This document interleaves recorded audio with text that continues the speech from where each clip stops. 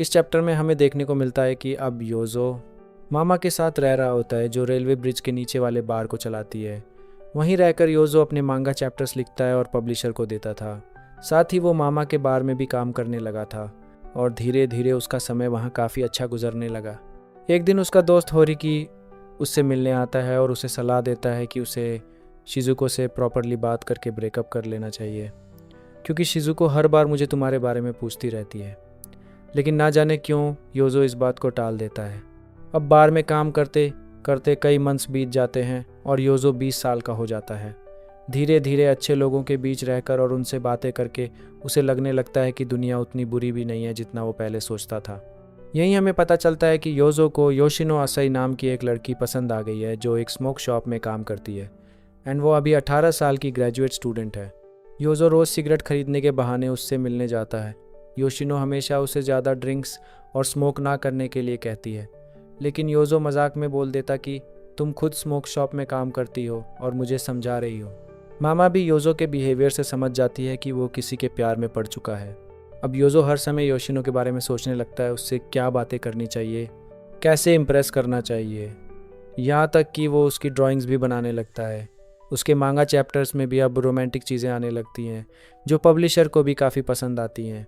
फिर एक दिन सिगरेट खरीद कर लौटते समय योजो अचानक दीवार से टकराकर नीचे गिर जाता है और उसके सिर से खून बहने लगता है। योशिनो उसे अपने घर ले जाती है और उसकी चोट का इलाज करती है। वो उससे कहती है कि अब तुम्हें ड्रिंक्स छोड़ देनी चाहिए। इस पर योजो कहता है कि अगर तुम मेरे साथ बाहर घूमने चलोगी तो मैं शराब छोड़ दूंगा।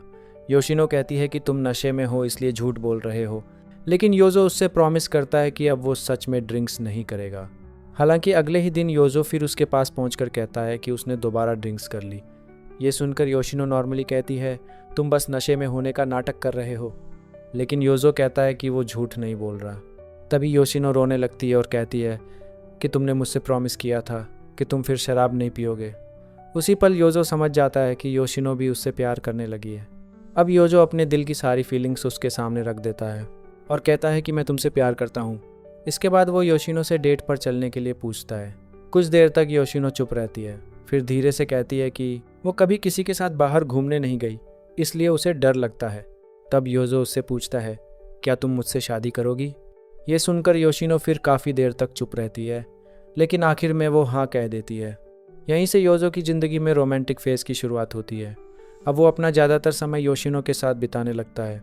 लेकिन चैप्टर के आखिर में योजो कहता है, पहली बार मेरी ज़िंदगी में ऐसा समय आया था जब मुझे लगा कि दुनिया कितनी खूबसूरत है, लेकिन बहुत जल्द मुझे एहसास हो गया कि मैं गलत था। ये दुनिया बेहद भयानक है।